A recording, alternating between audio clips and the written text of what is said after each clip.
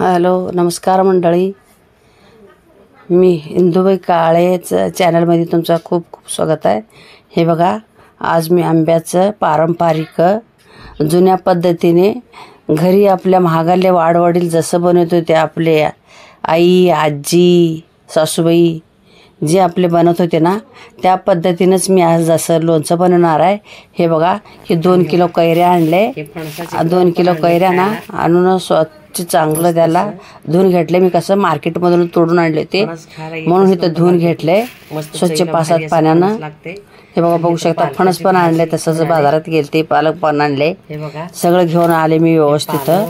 मग त्याला आंब्याला ना 5-6 पाण्यानं चांगलं धुवायचं. हे आलं, भेंडी पण सगळं घेऊन आले मी. कसं मार्केटमध्ये असं घेऊन असं धुत्यात, काप करतात ना, मग त्याच्यामुळे ते स्वच्छ होत नाहीत. म्हणून मी काय केले, घरी आणून 5-7 पाण्यानं त्याला चांगलं स्वच्छ कळकळ कळकळ धुवून घेतले. हे बघा, बघू शकता तुम्ही.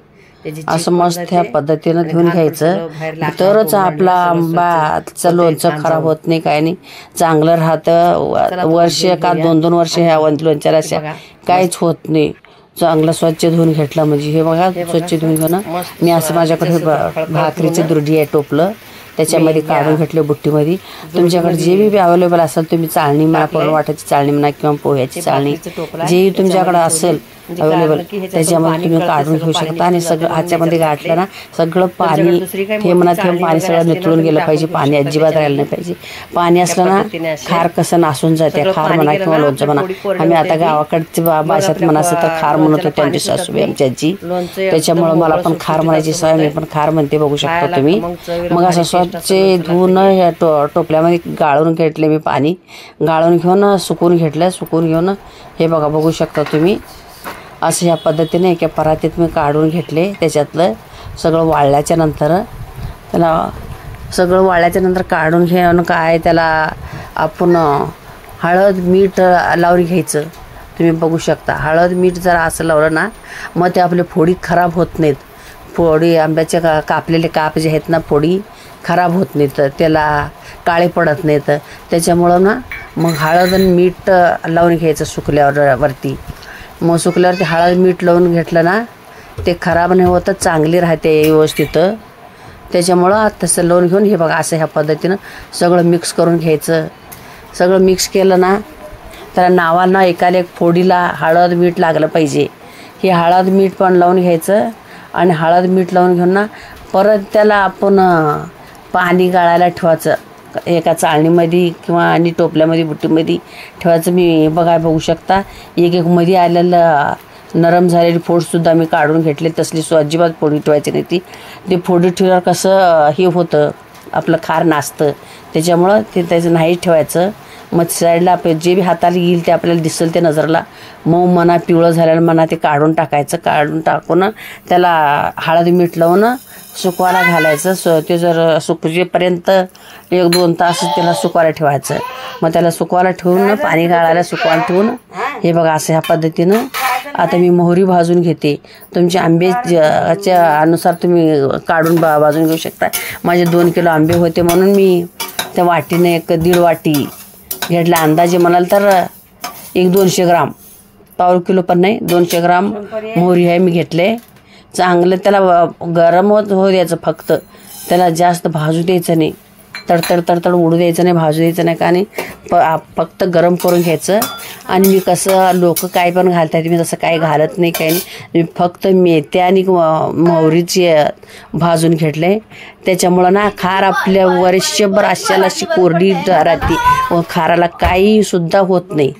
तुम्ही असं ह्या पद्धतीने एकदा करून बघा. मग हे बघा, मग तसं ते तिकडं मोहरी थंड होईपर्यंत मी तेल पण गरम करायला ठेवलं. तेल गरम केलं ना, जास्त तेलाला आपलं तेलातून वाफ येईपर्यंत तेल गरम करायचं. तेलातून वाफ आली, तेल उकळलं का त्याला बंद करायचं. मग हे बघा, ह्या पद्धतीनं असं मी एवढं तेल घालून घेतले. मी माझे आंबे काही तेवढे जास्ती नाही ती. मग त्याच्यामुळं मी काय आंबे बुडल इतपत असं तेल नाही टाकत मी. वर्षाला झालं तर असं मी तेल कमीच टाकते. कमी तेल टाकल्यामुळं आपल्या खाराला काही सुद्धा होत नाही, कोमट होत नाही, तेलकट होत नाही, वास लागत नाही, खराब काहीही सुद्धा होत नाही. अशाला असं चांगल्या पद्धतीनं आपली खार राहते. त्याच्यामुळं मी तेल असं गरम करून घेतले. हे बघा बघू शकता मी तेल कसं तुमच्याकडे जे बी तेल शेंगदाण्याचं तेल असलं तर अतिउत्तम शेंगदाण्याचं करडीचं म्हणा आता काय भेटत नाही काय नाही पण चांगलं जे पण तुम्ही खाता घरी ते तेल तुम्ही गरम करून टाकून घेऊ शकता. हे बघा असं तेलातली वाफ येते ते बघू शकता तुम्ही तेलातली वाफ येऊ द्या. मग तेलातली वाफ आला ना ते गॅस बंद करायचं आपलं. गॅस बंद झालं मग ते तेल गरम असलं ना गरम तेलामध्ये आपलं काही टाकायचं नाही. ते तेलाला जरा मीडियम नॉर्मल मोडवर येऊ द्यायचं तेल. नॉर्मल मोडवर तेल आलं ना मग त्याला हे होतं थंड झालं ना त्याच्यामध्ये आपलं जे बी तुम्हाला साहित्य मटेरियल टाकायचं आहे ते तुम्ही टाकून घेऊ शकता. हे असं तेल जरा आपलं हे झालं म्हणजे बघा ते वाफ कशी येते तेलातली. जास्ती गरम असलं ना गरम तेलात टाकलं का परत आपलं मसाले जाळण्याची शक्यता असते. मसाले जळू देऊ नये म्हणून आपण काय करायचं हे त्याला थंड होऊ द्यायचं चांगलं तेल. हे बघा माझी मोहरी पण भाजलेली थंड होते. इकडं तिकडं तेल पण ठेवले मी गरमीला. तेल पण थंड होते वापरले झालेले. आणि ही मेथी मोहऱ्या मी एकत्र करून घेतले.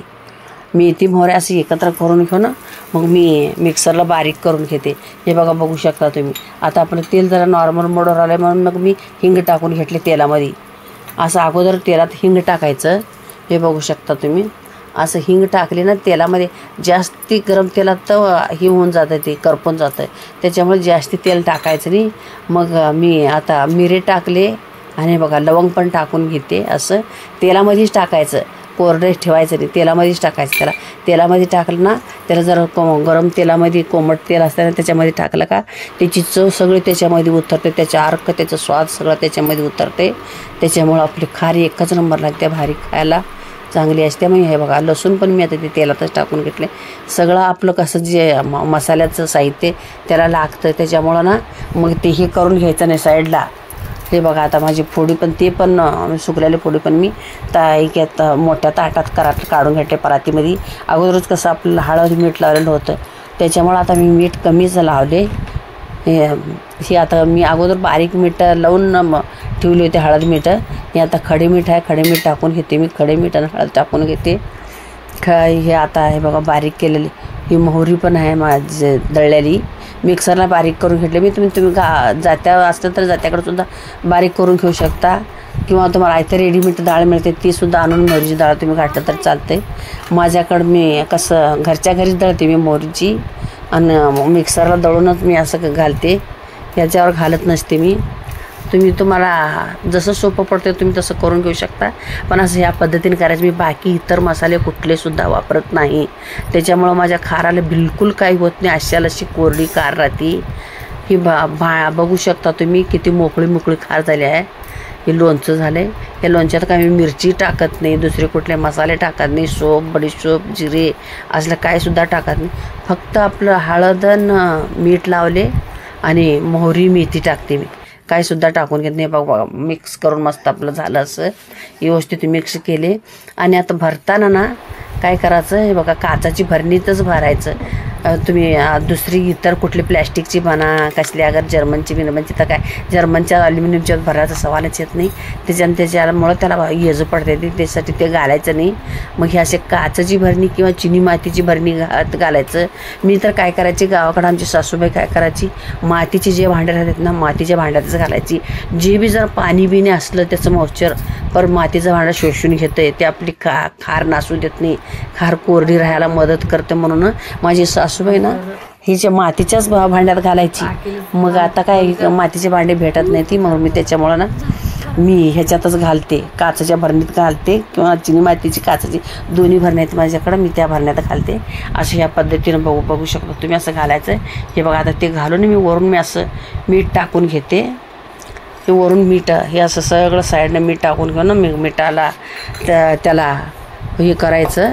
मग हे बघा आता कढईला तेल पण वरून टाकून घ्यायचं. मस्त चौकडनं तेल टाकून घ्यायचं. चौकडनं तेल टाकून घेऊन मग त्याच्यातला मटेरियल नंतर वर लसूण बिसून मिरे लवंग जे बी काय आपलं आहे ना त्याला हे घालू द्यायचं. सगळं वरून असं चमच्याने काय घालायचं.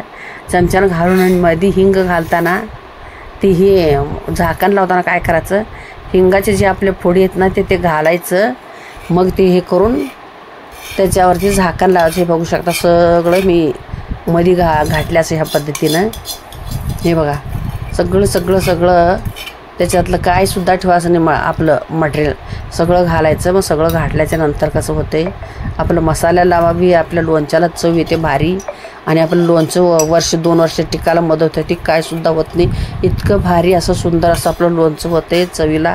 हे बघा बघू शकता तुम्ही मस्त असं लोणचं झालं माझं. आणि हे बघा आता हे हिंगाचे खडे हिंग आहे माझं. हे खडे हिंग आहे ना, हे खडे हिंग हे टाकून घ्यायचं. आणि आपल्याला लोणचं काढताना ते खडे हिंग काढून घेऊन लोणचं काढायचं. परत जशाला तसं हिंगाचे खडे ठेवून द्यायचे त्याच्यात. मग आपलं लोणचं चांगलं राहतं. आजची रेसिपी कशी वाटली मला कमेंट करून सांगा. धन्यवाद. कमेंट करून सांगा.